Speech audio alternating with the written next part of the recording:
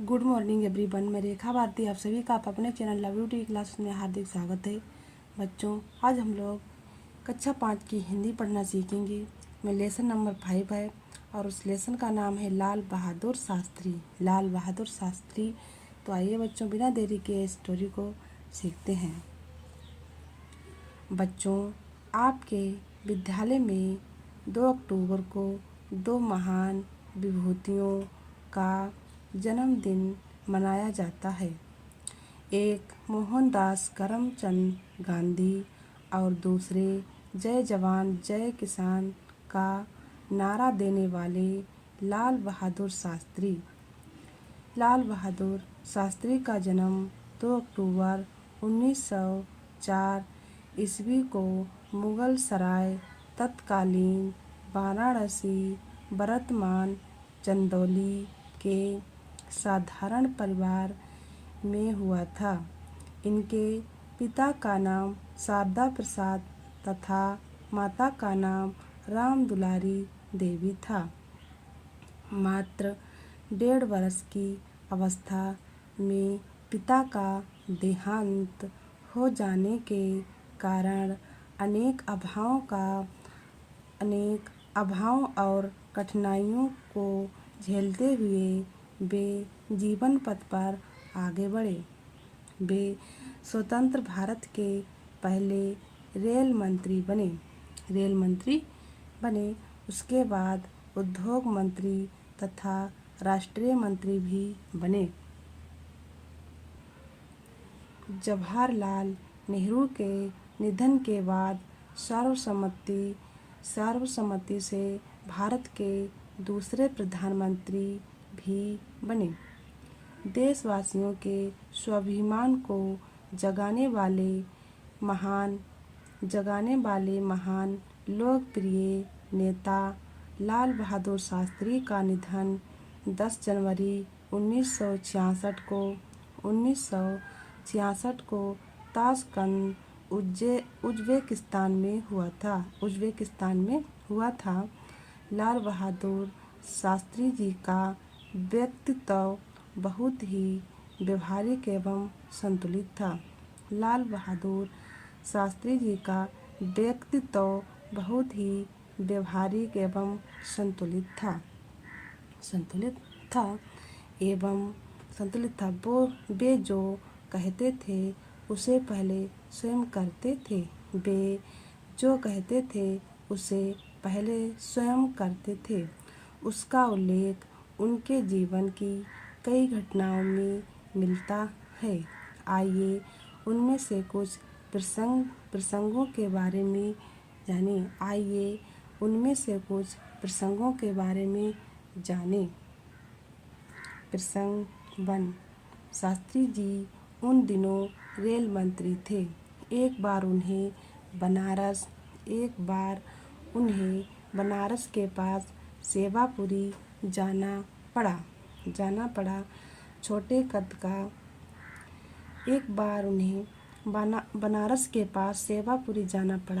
छोटे कद का होने के कारण शास्त्री जी को गाड़ी से प्लेटफार्म पर उतरने में काफ़ी दिक्कत हुई। ये देखकर वहाँ खड़ी कुछ औरतें हंसकर कहने लगीं कि अब महसूस हो रहा होगा कि महिलाओं को प्लेटफार्म पर उतरते समय कितनी कठिनाई का सामना करना पड़ता है। प्लेटफार्म पर पहुँचते ही शास्त्री जी ने स्टेशन मास्टर को बुलाया और उनसे कहा कि क्या वे एक फावड़े का इंतजाम कर सकते हैं। फावड़ा तुरंत लाया गया। शास्त्री जी ने फावड़ा लेकर उसे नीचे प्लेटफार्म के दूसरी ओर जमीन खोदनी शुरू कर दी और मिट्टी प्लेटफार्म पर डालने लगे। ये देखकर वहाँ जो लोग खड़े थे वे भी फावड़ा और उसी तरह की चीज़ें ले आए और शास्त्री जी का अनुसरण करने लगे। सभी को तब सुखद आश्चर्य हुआ जब 3 घंटों के अंदर वह नीचा प्लेटफार्म मानक स्तर तक ऊंचा बन गया। मानक स्तर तक ऊंचा बन गया। प्रसंग 2 प्रसंग में देखते हैं। ये प्रसंग भी उस समय का है जब शास्त्री जी रेल मंत्री थे और सरकारी काम से इलाहाबाद प्रयागराज जा रहे थे। शास्त्री जी की कार रेल फाटक से थोड़ी ही दूर थी कि लाइनमैन ने फाटक बंद कर दिया। शास्त्री जी के स्टाफ का एक सदस्य लाइनमैन की ओर दौड़ कर गया और उससे कहा कि कार में रेल मंत्री बैठे हैं, तुम तुरंत फाटक खोल दो। लाइनमैन ने फाटक खोलने से साफ मना कर दिया और बोला कि मैं नहीं जानता कि कौन रेल मंत्री हैं और कौन प्रधानमंत्री मैं अपनी ड्यूटी कर रहा हूँ। जब आने वाली गाड़ी गुजर जाएगी फाटक खोल दूँगा। स्टाफ के अफसर ने लौट कर कहा, श्रीमान, वह आदमी बड़ा जिद्दी है, उसके विरुद्ध सख्त कार्रवाई की जानी चाहिए। दूसरे दिन जब लाइनमैन की तरक्की कर उसे आगे का ग्रेड दिया गया तो सभी लोग अचंभे में पड़ गए। प्रसंग 3। ये प्रसंग उन दिनों का है जब शास्त्री जी प्रधानमंत्री थे। एक बार उनका ड्राइवर सुबह निश्चित समय पर नहीं आया। उन्होंने कुछ समय प्रतीक्षा की, फिर हाथ में फाइल लेकर पैदल ही दफ्तर की ओर चल दिए। उनका दफ्तर घर से करीब 1 किलोमीटर दूर था। इस बात से सचिवालय में हड़कंप मच गया। ड्राइवर से जवाब तलब किया गया। जवाब में उसने कहा कि एकाएक उसका छोटा बच्चा गंभीर रूप से बीमार हो गया था और उसे भागकर डॉक्टर के पास जाना पड़ा। शिकायती फाइल जब शास्त्री जी के पास पहुंची तो उन्होंने उस पर टिप्पणी लिखी कि उसके लिए उसके बेटे के जीवन का महत्व और किसी भी कार्य से अधिक महत्वपूर्ण है। प्रसंग 4। ये घटना उस समय की है जब शास्त्री जी प्रधानमंत्री थे। एक दिन खाने की मेज पर परिवार के सभी सदस्य बहुत गंभीर थे और बिना कुछ बोले चुपचाप खाना खा रहे थे। जब शास्त्री जी ने इस बारे में पूछा तो भी वे चुप रहे। उनके जोर देने पर उनके बेटे ने कहा, बाबूजी, आजकल आप हमें बहुत कम समय देते हैं। शास्त्री जी ने जवाब दिया, तुम जानते हो कि प्रधानमंत्री बनने के पहले सिर्फ तुम लोग ही मेरे परिवार के सदस्य थे। प्रधानमंत्री बनने के बाद ये पूरा देश मेरा परिवार है।